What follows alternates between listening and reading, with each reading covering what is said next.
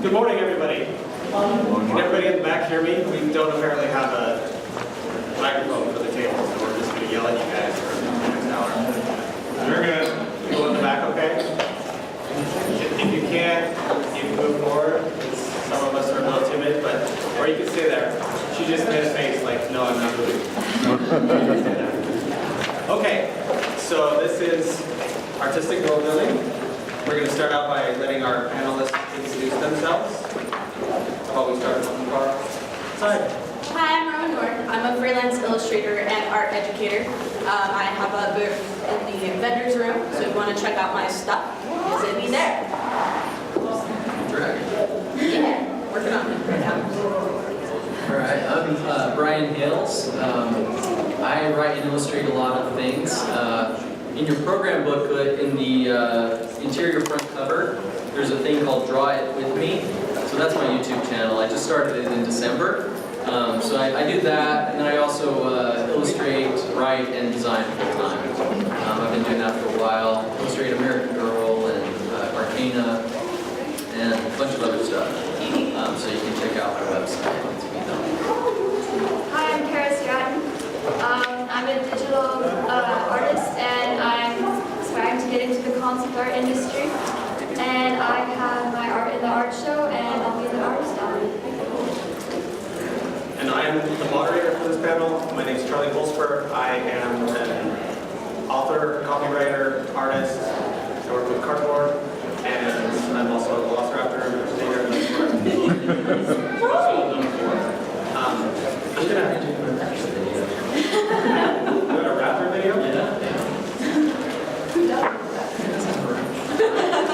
I have a few out there, just a few. I'm going to close that door in just a second. I'll close it for you. Okay, thanks. Is this artistic world? Yes. Okay.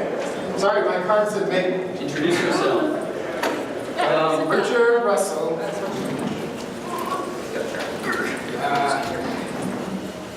Yeah. Little my hand and everything. Sorry, my little card said maybe. I was sitting there and I was like, don't worry. This is going to be the best panel ever. So, studied illustration, went into video games, then did fine art, then did book covers, and now I'm doing a little bit of everything. Some digital work and some traditional, everywhere. Awesome. Thank you. Okay, let's start with our own questions. I'll throw questions out to you close to the end of the panel. So if you've got them, hold on to them. Start devising new ones. I'm sure they're up for anything you guys can come up with. So let's start with, well, how about you guys tell us a little about what mediums you use to build your world? Alright, so like I said before, I'm mostly a digital artist. But when I'm creating worlds, I love to do lots and lots and lots of sketches in a sketchbook and go outside and like do live drawings to basically build my world off of life. And sometimes I'll do a little bit of 3D modeling just to get like little buildings right and stuff. But yeah. Do you guys want to see some examples? You guys, who wants to like see some visual? No. I paint mostly digitally, but I still do most of my drawing traditionally, scanning, clean it up in Photoshop and paint. I used to do oils and acrylics and watercolors, and I'm hoping to eventually get back into oils when money's just not an issue anymore. So very soon. No, but I'll just scroll through here. And the thing is, when you look at all these images, a lot of this is old stuff, but a lot of it is new stuff in the last year as well. Just kind of pay attention. So different IPs or different stories have a totally different look from one another. And so as it scrolls, you can kind of start to see the different style breaks. And so that's kind of world building examples. So you can kind of see which illustrations are for which story, which world I built for that story. So that's kind of a little off topic from media that I use, but we'll just scroll those through and then shut it down. That's me. Sorry, I'm like, are we gonna wait for the whole slideshow to finish? For me, when I'm creating a world, I use mixed media, so a bit of everything. I use oils, I use watercolor, I use three-dimensional things like modeling, paste, things like that. I use scraps of paper, I use clay and crystals and precious stones and things like that. But like, what was her name? Tara. Like Tara said, start off with the sketches, first of all and foremost, and then basically all the other materials fall into place from there. So I've done a little bit of everything. And like most visual people, I like to have it like spread out around me when I'm creating a world. So if I can do a lot of sketches, I'll have them out. Like little thumbnail type style things is usually where I begin. I'm looking, at the beginning I'm looking at just shape. I'll just do things like that, where it's just basic shapes. And that's often where I'm starting out. I use the computer a lot because it's really quick and easy to change. But I also like to sketch, I like to paint. Painting involves a lot of time, so it's usually end game stuff where I have a lot of time and the concepts have been settled a lot more. But just at the beginning, this is where I start. Something like this gives me something, it's hard to look at a blank piece of paper and create things for me. I like to have something to start playing around with, and it gives me ideas. And so a lot of times I will start digitally just because it's so quick. I can copy this and make 5 versions of it and keep going with it. And so it's easy when you're at the concept stage, when you're really starting to dive in to build what your world's looking like. And then I will get inspiration stuff, like artists I love or the feel that I want. I'll look for paintings that I'm like, oh, how are they doing this? And I'll have those out while I'm working. Whether it's, I have a PC and this is just to haul around and draw and play with. But I have a PC too, and so it has a couple of monitors, and I'll stick little pictures of everything all over of my inspiration and then what I want to achieve. So, it's kind of everything. For the digital artist, what software do you use? So this is the iPad Pro, so Procreate is the real one you want to use. It's a very simplified version of Photoshop for tablets, basically. You can do everything, but you're not wasting your whole screen on menus like Photoshop has. All the menus disappear really quick. It's okay. I was going to say, I love Procreate. That's what I use when I do some digital stuff, at least initially, and then I go on to Paint Studio. This is great for drawing and painting, but if you want to get technical, you've got to pull it into Photoshop and tweak it in the end. Yeah, but this is great because you open it up and it's there, and you can do it and close it, and 2 days later you open it up and it's there, and you don't have to think about plugging it in and all that stuff. Yeah. I use Autodesk Sketchbook Pro and a Wacom tablet, small. Sketchbook Pro is like a very simplified version of Photoshop. It's made specifically for artists, so it's very user-friendly and I love it. Digitally, I am an MS Paint master. I work with cardboard and paper, so that's the medium that I use. This is one of mine. You can't see it, any of you, because it's tiny. It's incredible. But yeah. It's very impressive from here. So detailed. I used to sketch a lot. I used to sketch with pen and charcoal and paper. But honestly, I kind of sucked. I would have this idea in my head, and then it would never come out on paper. And then when I started doing the cardboard stuff, it always comes out better than it is in my head. And that's the first time that's ever happened to me as an artist. And it was totally life-changing, where I found something that just clicked, and I can do it all the time without any problems, other than swearing when I lose a little piece in the cardboard. But yeah, that's what I work with. I also am a writer, so I work with words, is what I build my worlds with. Let's see, some of you have touched on this, but how do you go from an idea to a finished world? Alright, so like, Richard? Richard was saying with the shapes and how, like I mentioned before, I always start with sketches and kind of figuring out what kind of like feel I want to get from the world. And then when I start painting, I'll go with basic shapes because shapes can tell a lot. And usually when someone looks at your image, they'll like see the general shapes of your image first, like in their head. And so like shapes can tell a lot. Like for example, if you have like a world where like a lot of like the buildings and the like architecture and landscape are all like roundish, and you have a character who wears like very square clothes and like square, boxy like stuff, you can tell that that character is not from that area just by using those shapes. And if the character is wearing like round shapes and stuff that matches the world, then you can tell that that character belongs in that world. And the same goes with like buildings. If the buildings are very like angular compared to like round, landscapes, then it's more like man-made and doesn't necessarily belong there as much. And so like you can tell a lot from the shapes. And then from the shapes, I'll start building up from there using like lighting and composition and things.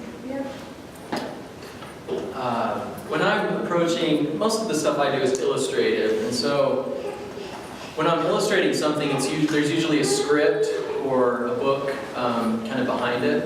And so if I'm doing a cover or a comic, it all starts in the kind of the brainstorming ideas. Yeah. So, I basically start out, looking at the concept and the story. It's all about character, really. Character is story, and story is character. And so I do a lot of concept sketches of, possible characters, settings. I try to approach it the way the professional studios approach it, right? They're not going to make a Star Wars movie without doing a whole lot of sketches up front. And some of the guys, Crash McCreary, that did the concepts for Jurassic Park and Pirates of the Caribbean. Amazing art. If you're into art and you're into movies, check out some of those, art from Star Wars, Episode 2, whatever. The artwork behind the movie, even if the film is bad, the artwork is amazing. The costume design, the set designs, that's kind of where I start out from idea, from concept to completion, is in the sketching stage. And then, obviously you develop it, you pick what you like, you sort of play director. You say, I like these two, I like this element from this one, but I like this one the best, so, and you play.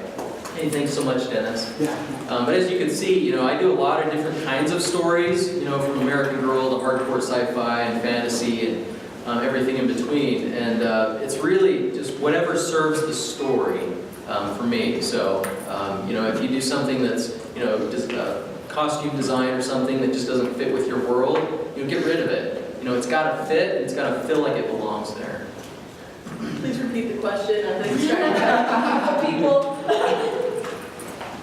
How do you go from idea to finished world? Okay. The first thing is getting an idea in my head. I do very, very quick thumbnail sketches, just very quick.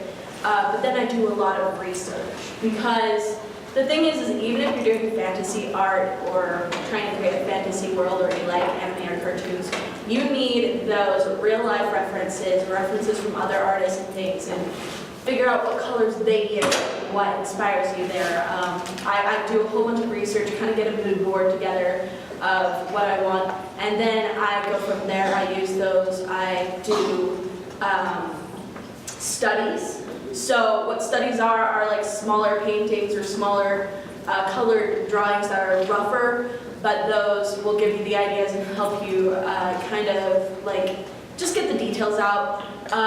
And then I will go on to the finished product, and there it becomes a lot more organic, because I'm adding details as I go. As a mixed media artist, I say, oh, I want this part to be three-dimensional. So I will, sometimes I'll use things like hot glue and then modeling paste and then absorbent ground over the top so I can paint over it. Or I'll use paper and layered paper, or this area I want real stones, and so I will pull out like crystal points and things like that and lay them down and try to figure out how they fit in. And it just becomes super organic. And so I feel like my paintings in a way take life of their own. But because I did those studies and I was able to know where my ideas went, like I'm not too worried about it going so out of control that I have to stop myself and say, oh yeah, this is garbage now. But yeah. Okay, yeah, I guess it depends on my end goal. You know, like I said, if you're building an entire world, you're going to have a lot of different things you need to do. I mean, most of the things I do are book covers. So first I go, okay, when you're doing a book cover, it's basically a poster. And you have to say, well, first of all, I have to tell people what genre it is. So I'll go look and see what I feel are good genre covers, and I go, okay, well, they have these certain elements that are the same. So I probably need to incorporate that. But I also need to be original and catch attention. And I need to be true to the story. So look at the story, what's the background here, you know, is it more medievally, am I trying to go super future tech? Does it need to look like it's a machine world? Does it need to, you know, and all those questions. And then I start in, and I like to say the mood board or your inspiration panels, you start pulling up things that give that feel that you're looking for, and you start asking yourself, why do these work? What are they doing? And then you go to like thumbnails where they're just, I mean, almost nothing. They're just black, and this is just black, gray, and white. And I know it's hard to see, but even if I blow it up, it's nothing. You know, it's nothing, but it's a shape to start with. And then you do 50 more of these, you know? And then you go, which one works the best? And then you start building off of that. So, I mean, it's rarely a sit-down, done, you know? it involves some work. My work is a lot like Rowan's. Yeah, that's pretty good. I usually start with a sketch. Sometimes I actually just jump in and start creating it. I do a lot of research on architecture, and I look at the shapes of machines and things like that because I use some steampunk stuff in a lot of my sculptures. And then it becomes very much like, has anybody here sculpted with clay at all? Just a few of you. It becomes a lot like that, where it's additive. So I'm adding things to it, and if I don't like it, I tear it off and I reglue a new piece. And so I can be a lot more organic with it as I go. Some of you keep getting ahead of me with my questions, but what type of worlds interest you more? Like fantasy, sci-fi, steampunk, apocalyptic, urban, fantasy? What really appeals to you? You want to start with the second? Sure, let's break it in. Keep everyone on their toes. You know, my training is illustration, and illustration is about people coming to you and you figuring out how to be awesome. And so, personally, I love sci-fi, but I've done fantasy, and I've done romantic, and romance. You can do a good job whatever you're doing if you can find out what makes a good image for you, and then adapt it to what genre or what you're trying to achieve. Don't box yourself in thinking I can only do this. You can do a good job with whatever. I like sci-fi because you can create a lot of stuff that you can get away with when you can't otherwise. It's fantasy to some extent too, if you like a creature. But it's all about making a dramatic question, a dramatic image that gets people interested in the image. Well, for me, the biggest two that I draw inspiration from is fantasy, like high fantasy fairies and forests and things like that, and then horror. I actually There's some great images in horror. Oh yeah, big time, and a lot of different things that you can pull on. Especially since I deal with anxiety and depression, I love like adding that kind of imagery of panic in a piece or things like that. I mean, isn't that fun? How can I make people panic in an image? That's awesome. That's Yeah, fun. like I have one that's actually at my booth right now, and I actually believe I have the original for sale as well. But it's called the Spider Woman, and it has just woman, and you just see her red lips and everything. It's like Elsa's black, and then there's black widows like dripping down. Because I had a black widow that was like by my door, and I would walk past it barefoot. I just didn't even care. It's like I'm not bugging it. It's not bugging me. Like, but I'm like, isn't that the weirdest thing? You look at the Black Widow, and it's such a fun shape. Oh, There's something yeah. about it, just like, I'm not going to touch That's terrifying. It's terrifying. I am not touching you. At a primal level, like you're terrified. But I do. When you get up to go to the bathroom in the middle of the night, you just hope that it hasn't moved 5 Oh, inches or yeah. something. Well, it's okay. It was outside. It was in the house. It's big. But no, horror is a big thing that I really love and I really pull upon. But I do get inspiration from things like a lot of post-apocalyptic and steampunk as well, like pirate ships as well. In 2013, I had a huge steampunk craze, and now I'm more into fantasy. But you know, you don't box yourself in, like you said, because you can get inspiration from so many different things. And sometimes, like you might feel like, today I want to draw a ruined city. It's wonderful. I mean, you've seen the genre hopping that I do. I find that when you're starting out in your career, it's probably best to pick one. You know, I do fantasy and stick with it until you make it. Then once you make it, then you can do other things. Like Steven Spielberg, right? But for me, you know, I'm a little selfish as an artist. I like to do what I like to do. You know, last year it was fantasy. This year it's sci-fi. Before that, thriller. I jump around, you know, as far as what I'm excited about. That's one of the reasons I started that YouTube video, because every week I can just draw whatever that I want. So, you know, the thing is, when you're passionate about something, you're going to do your best work. If you're not passionate about it, it's going to be mediocre. So, do what you love. You know? Yeah, I agree with Brian about being passionate. I tend to jump around a lot, usually like whatever I just feel like doing at the time, but I mostly lean towards fantasy and steampunk. Those are my favorite genres. But yeah, sci-fi is a lot of fun too. But yeah, I just And I write science fiction and fantasy, but in my art I tend to go towards fantasy and steampunk. Steampunk just really works really well with the cardboard. I'm working with these flat surfaces, so I can do gears and hard metal shapes and things like that really well. Where organic shapes are harder, I can still do them, but I have to like deform the cardboard and do things to it that are unnatural and weird. And sometimes don't work. I end up like my fingers glued together. Yeah. And so those just work better with the medium that I chose. So you kind of work with what medium you're working with and with passion and find something that clicks with you. Let's see. What do you include in a work of art to push it into a certain genre?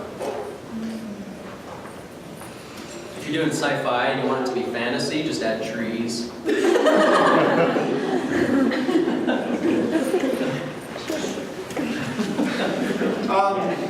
Well, I mean, I guess my most experience is with book covers. And because I work with a lot of independent publishers,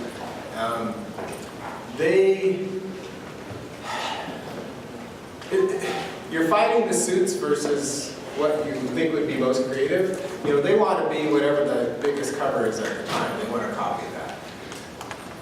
Right? But your job is to go, hey, yeah, you know, this cover's all like that, but it's cooler. But you have to, you know, right now in sci-fi, you have to be careful with your text of what your titles are going to be, so it looks sci-fi. And you've got to keep it. Most people are selling independently, are selling on Amazon, so your icon's that big, you know. So it's got to be pretty simple. They've got to be able to read it. And then you go, okay, how can it be sci-fi? Well, the generic answer is you put a spaceship on it and maybe a planet. And you look, you know, go to Amazon. That's a high percentage of it. So depending on what my client wants. I try to convince them to do a character because I feel like people, when they see a person better. And so I say, okay, the character, I look at the story, if it's a space opera, there's got to be some kind of spaceship in there to tell people, hey, this is a space opera, right? If it's an interspecies relationship, you've got to have some kind of alien, you know? So I have to ask the question, how do I tell people what the genre is and what the story's about at the same time?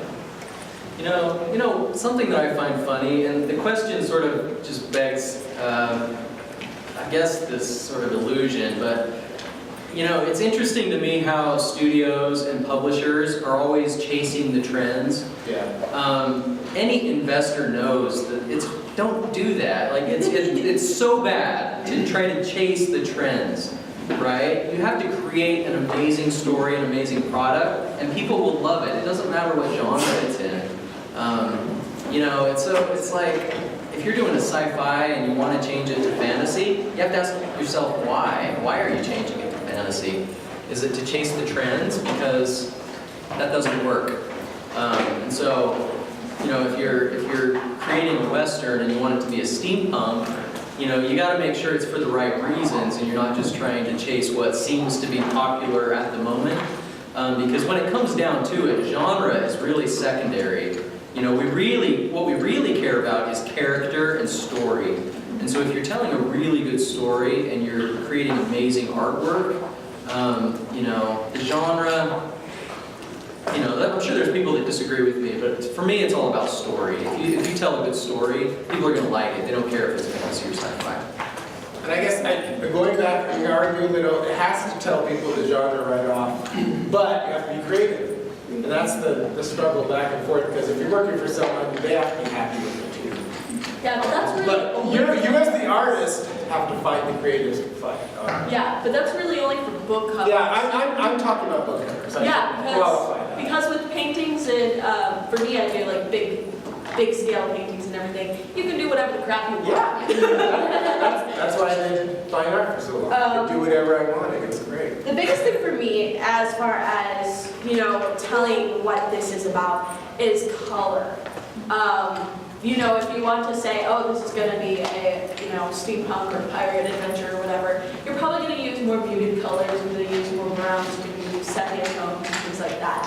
If you are doing high fantasy, you're doing bright, vivid colors and in your face. If you're doing sci-fi, you're looking at probably darker, cooler colors plus some neon colors.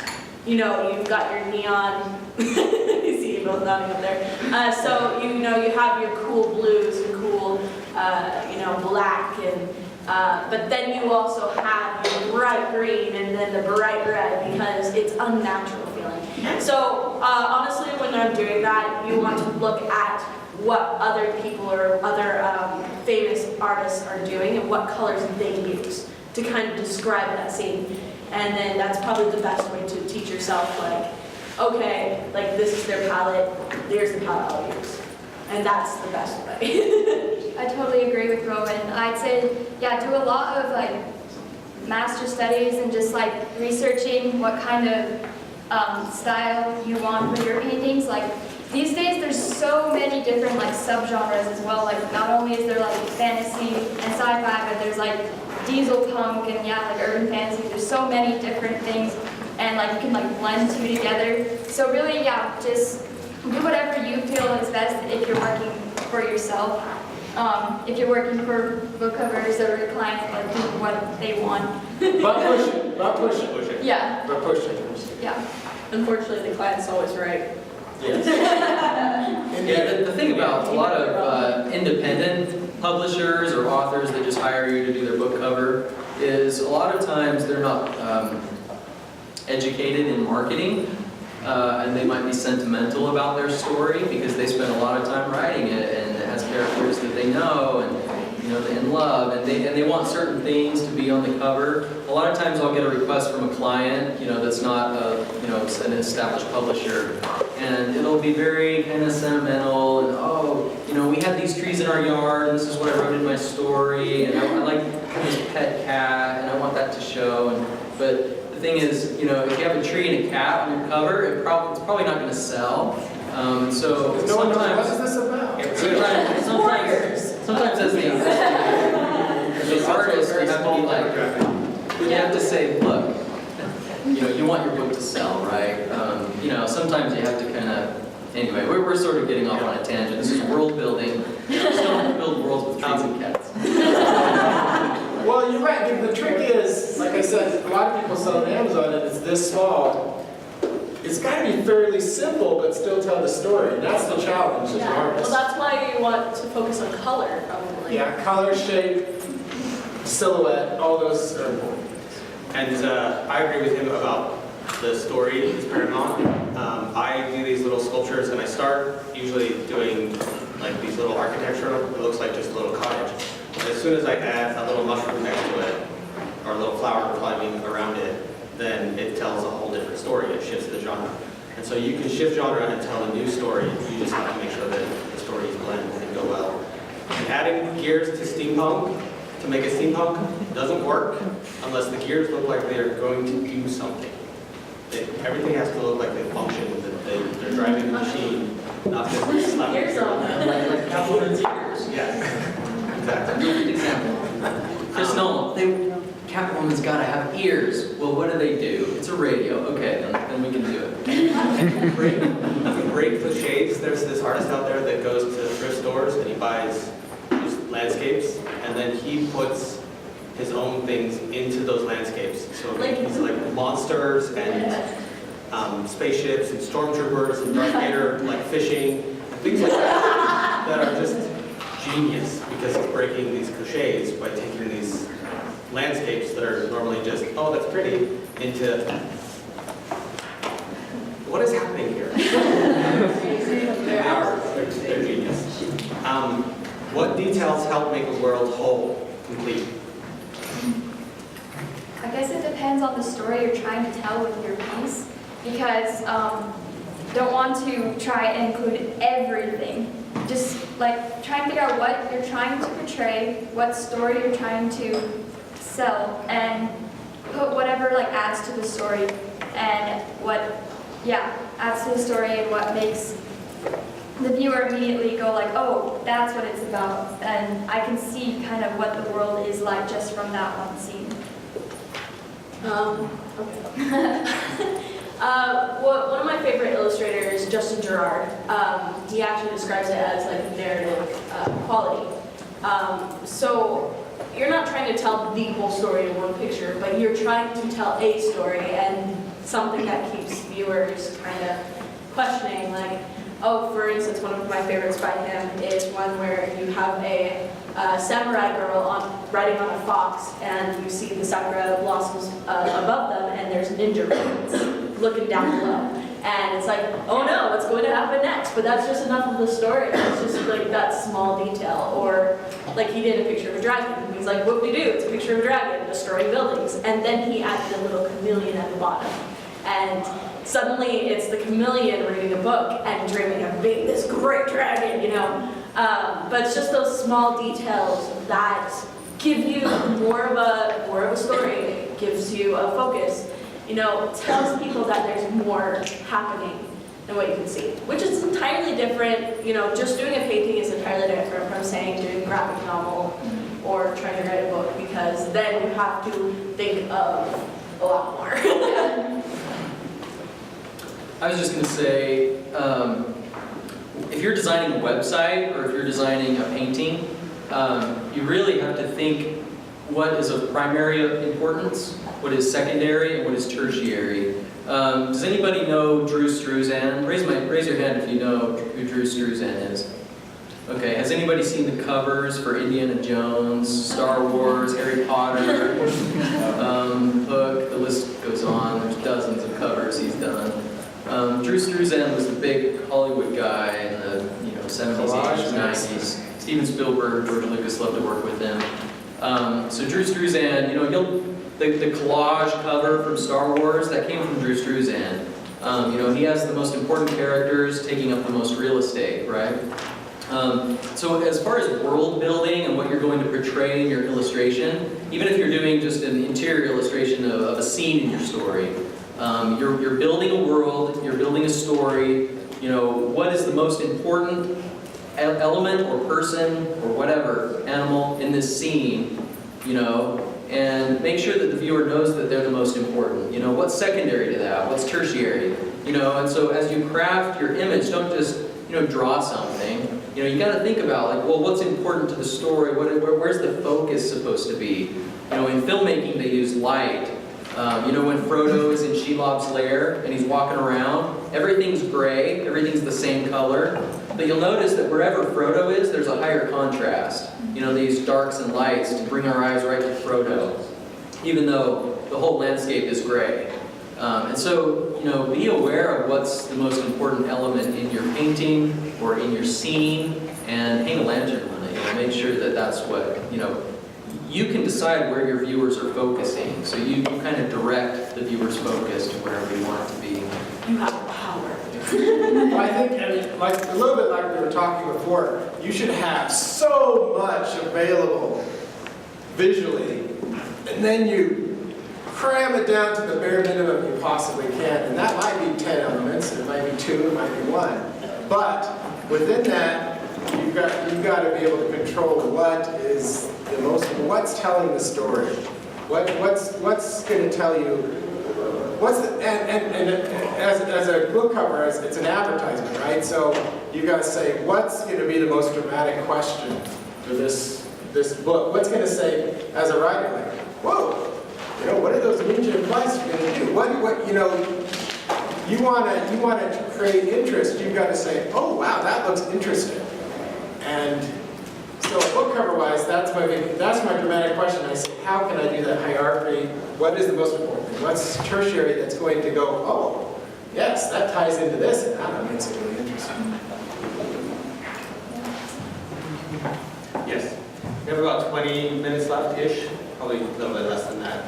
So we would like to open that up to you guys to ask us some questions, if you're willing. Go ahead. I want to know the process kind of behind working for a client, building a world for a client. What do you require, or how does that look? I mean, ideally it would be back and forth a lot, but I mean, how far does that go for you guys? Give us an example. What kind of client is it? What do they want? Like doing for a cover. Do you, I mean, if it's a huge novel, are you reading the whole thing, or are they sending you a certain... I would love to read a whole novel. Do you have time to read the whole thing? Yeah. At a time, Yeah. you know? And usually I do, but sometimes I've got too many things and I need a synopsis. I need, you know, what's your dramatic question, what's important, and what is the main, not style, but, you know, tell me about your characters and what's important. And so for me, I start with that, and I would do the little black and white images. I get an idea, a flavor for the story. And I say, okay, well, this is obviously fantasy. But the uniqueness of this book is it's about this intelligent sword. That's cool. I gotta show, how can I show an intelligent sword?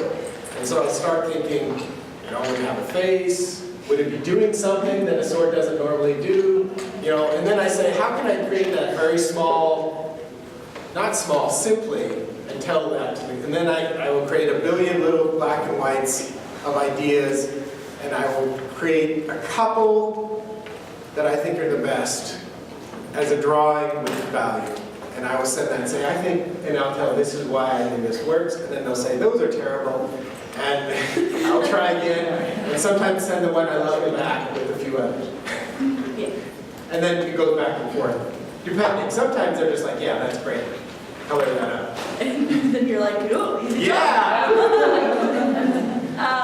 You know, what you have to understand about when you're working for a client that's, say, written a story, is they already have built the world. Basically, you are just illustrating it. Yeah. So as far as back and forth goes, you're just trying to capture what they have in mind, and sometimes it's easier, sometimes it's harder. So, for instance, and there's kind of two sides of this coin.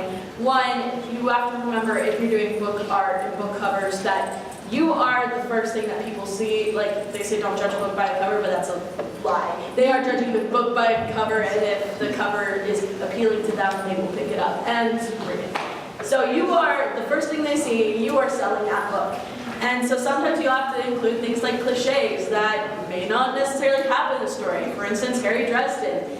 The character Harry Dresden doesn't wear a hat and a coat and all, but they wanted to show that he's a wizard detective. What else says detective except for his hat? And Jim Butcher really hated that, but it worked. It sold books.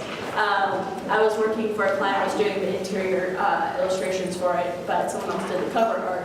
And it's, you know, a story about a guy fighting a dragon. So there's a guy fighting a dragon in front, and he was complaining, he's like, yeah, that never really happens in the book. The only time he like really fixes it is like from the back, but whatever, it looks great. And like, well, it tells you what happens in the story right there.